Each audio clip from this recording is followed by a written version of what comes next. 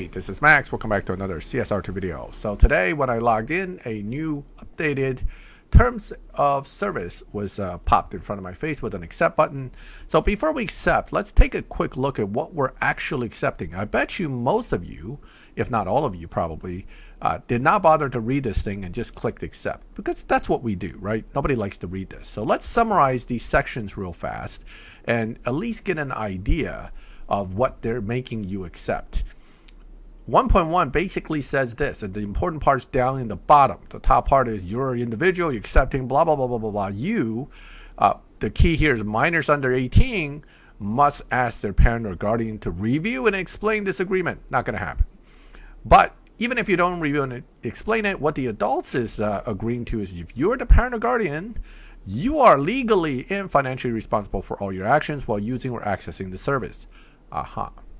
So basically, if your kid buys something, it's on you. Okay, you're both legally and financially responsible for that action. Now, modification to the agreement, they can modify anytime they want. Each time they modify it, you got to accept it. That's why we're clicking this. Bottom line is that they can modify whatever they want, and if you do not wish to agree, you may terminate the use of the services. Okay. Without any charge being payable to us, but you remain liable for any unpaid amounts due. So that goes to purchase and billing, right? So you don't have to pay more, but you still got to pay us for what you owe us. Okay, your account. They require you to create an account. You have to agree to their privacy policy, which is a whole separate section I'm not going to read today. It's going to be too much. But bottom line is you are responsible for keeping your user word and password secret. You agree not to sell, transfer, or share your account.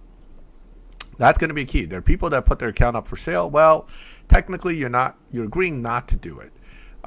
You agree to notify them if you suspect any unauthorized use, and they have the right to deny the creation for any reason that's legitimate, and they reserve the right to terminate any account that violates this agreement in accordance with the termination provisions below, and delete any account information in accordance to the privacy policy.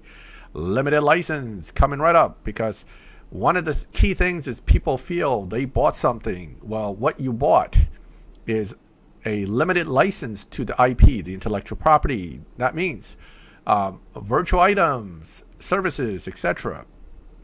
Okay, information, text, data, file, code, scripts, designs, graphics, works, blah blah blah blah blah blah blah blah blah blah blah blah, all the way to the end here. And all other copyrightable material, trademarks, logo, etc., are collectively content. So that everything's theirs. Okay, they reserve all rights to all content. So your personal non-commercial use, you can't use this to make money, so you can't be selling this account for money because that might be a commercial transaction. Now, can I give it to my kid? Sure. Can I sell it to my cousin? A little gray area, but non-commercial use. Now, it's a revocable license. That's what you have to understand. Okay, non-sublicensable. So you can't sublicense it. Non-exclusive, non-transferable. Everything they're giving you is still theirs. It's not yours. You're not getting anything out of this. The services, virtual items, and of your account, etc., etc., etc. All this stuff are licensed, not sold. You're not buying anything. You're buying only a right to use it. Therefore, restrictions. This agreement does not give you the right to, and you may not sell, copy, except applicable legal exceptions, blah, blah, blah, blah, blah, blah, blah. Loan, lease, distribute, disable, decompile, decrypt, hack, derive source code from, reverse engineer, etc., are stuff, okay? Now, this is probably the stuff they just added, the generative AI tools, because AI tools is something new, and therefore they're going to want to make sure that it's not being used. Okay, so they don't authorize you to use, enhance, or change this using any generative AI tools. Keep that in mind. Point of all this is, again, it's not yours. You can use it. You can't sell it. You can't change it. You can't mess with it. Virtual items means everything in the game, basically. We don't really need to get into the technicalities here, but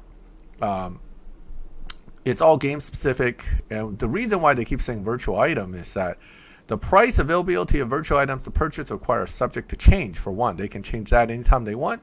You agree that you have no ownership or other rights in or to any virtual items in your account. You own nothing. Oh, by the way, now you're paying us for it though. Digital storefronts. So we're selling you virtual items, right? You got to pay a fee. We can suspend or cancel the service or supply the items if the storefront informs you that they didn't get full payment. So, if you go buy something, then return it, and they find out, they can always cancel what they're supposed to give you. Their subscription services, Season Pass being one of them, they reserve the right to modify terms on these anytime with 30-day notice. And again, this is just some of the things. Purchases. Sure, you could buy, but again, you're not buying anything. You're buying the virtual items or the license. So, your purchase and subscriptions and everything is all part of virtual and limited licensing. Your subscription automatically renew unless you tell them otherwise.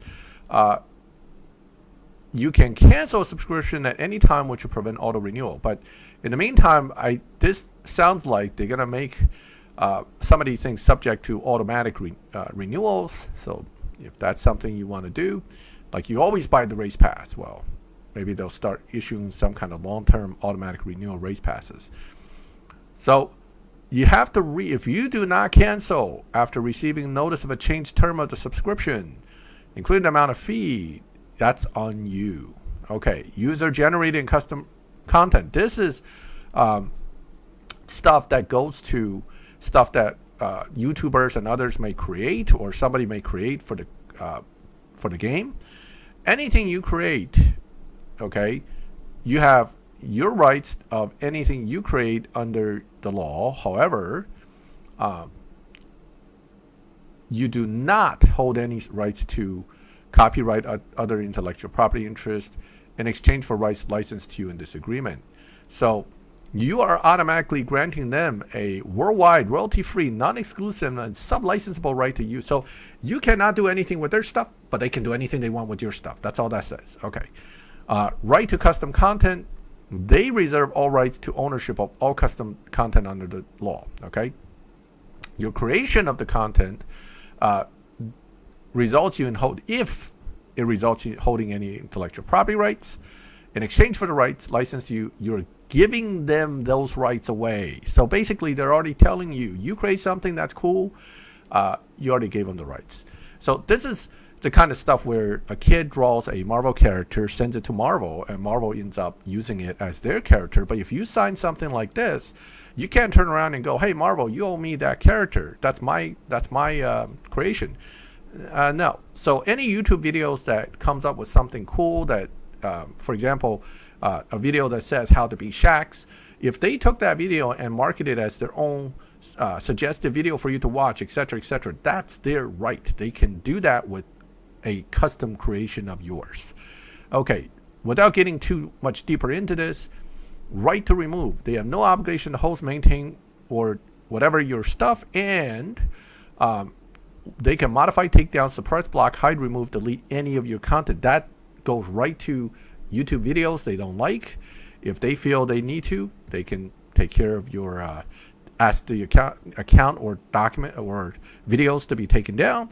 They can even potentially take down websites, and they can ban you. So user rules, no illegal conduct or unauthorized commercial exploitation. That's pretty self-explanatory, but basically you're using it for your own personal non-commercial use.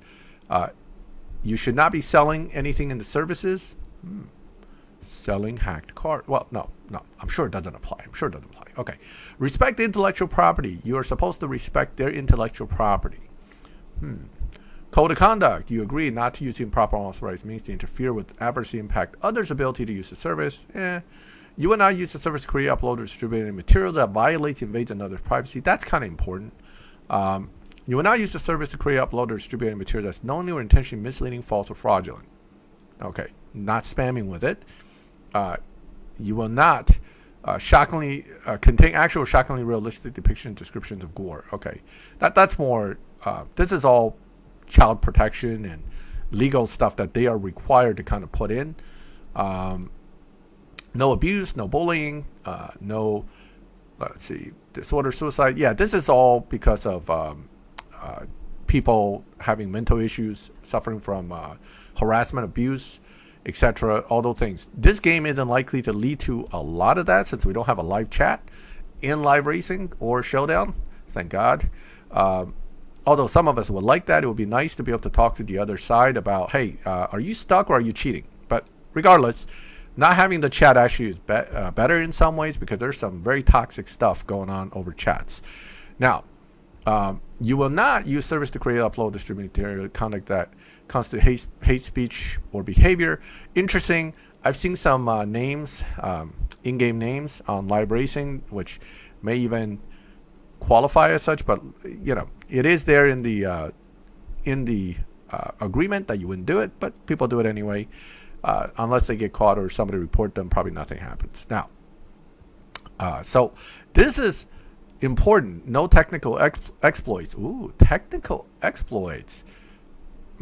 I wonder if that will go into hacking. Oh, there it is. You will not use, promote, or make available any bug, glitch, exploit, cheat, hack, script, bot, unauthorized mod, or other methods designed to maliciously interact with the services, including without limitation, to breach this agreement, to collect information or user data, exploit system vulnerabilities, circumvent content moderation or filtering systems, or otherwise intercept, redirect, or interfere with the operation of the services. Right, so that pretty much covers everything people have been doing to it. You are not supposed to do it, but you agreed not to do it, so if you got caught doing it, don't complain. Okay, now, so 6.66, user rules. This is big. This is all the parts that you should care about, but consequence is pretty clear. You breach it, we reserve the right to take adverse action against you, including without limitation, resetting, okay, suspending, taking some of your virtual items, or terminating your access to some or all the services, some form of banning, close your account, etc., etc. So they have every right to do it. So when you get banned, well, I know that everybody who does get a ban feels sometimes that it's not justified, but you agree to basically them doing that to you on their terms. You agree to not doing anything that is otherwise against their terms. Because in order for you to have a right to their game, and this is the key here, if you want to play this game and you want to have that account, you got to agree to their terms because it's their game. It's not your game. Sure, if you create your own CSR too, you can come up with something like this too. But as of right now, chances are you're not the programmer of the game, and therefore you are agreeing to their terms. Now, when we accept these things, generally speaking, it's pretty much a binding agreement. Now, sure, you could challenge it. I'm sure there are legal loopholes that people will try to jump into to do. However, let's be honest here. For the amount of money you spend to play a game, and the amount of money it will cost you to litigate something like this, saying that you were not properly advised of all these things, is pretty slim, okay? At least in the U.S. I don't know what European laws are. I don't know what other laws are, but I'm pretty sure in the U.S. you're not going to get very far trying to sue on this. So, what is the bottom line? The bottom line is, if you don't like it, you can terminate this service by destroying and deleting all copies of the material software in your possession and deleting your account. If you don't like it, you can always delete your account. Photosensitive seizure warning. If you have a seizure because of our game, too bad. And finally, we're getting to the end. Miscellaneous stuff. Export laws. Nobody understands export laws unless you study that stuff. Governing laws, dispute and liability. Australia. I think this is United Kingdom, Australia, Switzerland. These are European-specific jurisdictional stuff. Goes right over my head. Governing law, disputes, and liability, United States and the rest of the world. If you're a resident in the United States, other than those three countries, any territory in the European Economic Area, term 15 applies to legal contract to take 2. If you reside in Australia, Switzerland, or UK, any territory, please section 14 above. Okay, so 14 doesn't apply to U.S. people. and 15 applies to everybody else. Let me see. Warranty disclaimer. As is, available with all faults. I knew that was coming. So it comes with all faults, meaning if the game is crashing and having issues for you, I mean, too bad. Okay, we're not warranting you that you're gonna get a bug-free game. No developer really can, but I just find it particularly amusing that it says that specifically because, well, we all know why. To the fullest extent permitted by law, they're not liable to you. In no event shall Take-Two or any digital storefront be liable to you for any indirect, special, incidental, exemplary, consequential, or punitive losses or damages. Yeah. You had a stroke because your stuff disappeared and you suffered from depression and all that problem. Guess what? Too bad. We are not responsible for it. And please read this section carefully. It affects your rights, including your right to file a lawsuit in court. First of all, they force you to go to arbitration. If you don't know what arbitration is, it's a little different than a court. Arbitration is done by usually a panel of legal people, mostly lawyers or something similar. An arbitrator does not follow the same rules as in a court. That means evidence that normally doesn't get to be used in court could come in an arbitration. An arbitrator basically becomes the person that oversees. They become the judge and jury in lieu of a judge and jury in that particular situation. And rules are different, much easier to get stuff in and out. And basically, it is a preliminary form to kind of get a case heard without having to go to court. Saves money. That's really the primary reason. Okay, now, and you're waiving all right to a trial by jury. Again, saves money because nobody wants to do all the jury stuff. It's a lot of money, and you never know where the jury could go. This avoids that altogether. The arbitration agreement will not apply to the extent prohibited by laws in your country or state. You have the right to opt out of this. You must notify us in writing 30 days to the date you first accept this agreement. Opt-out notice. Nobody's going to do this. Let's be honest with you. I mean, you could. I mean, if you think you want to go straight to a judge, sure, opt out. But reality is, based on everything else in the agreement, none of us as players generally would bother to opt out. All right? And more rules, more procedures. There's time limits. This is all legalese stuff. If you're really thinking that far ahead and you think you're going to be crazy enough to want to arbitrate against Take-Two Entertainment over the game content, well, then read the rest of this. But most important takeaways from this is simple. You own nothing. Okay? Keep that in mind. You own nothing. You have no right to anything. They have every right to everything you create based on their content. Number 2. Number 3, they have every right to regulate and change their regulations to any content you have in-game anytime with 30-day notice for the most part. Anything you buy is only virtual content. You're not buying anything physical. You're not owed anything. And therefore, if that content ultimately expires, they don't owe you a refund. You're not getting anything. You're buying a license. Okay, you're buying a right to look at the game and view the content, have it on your cell phone.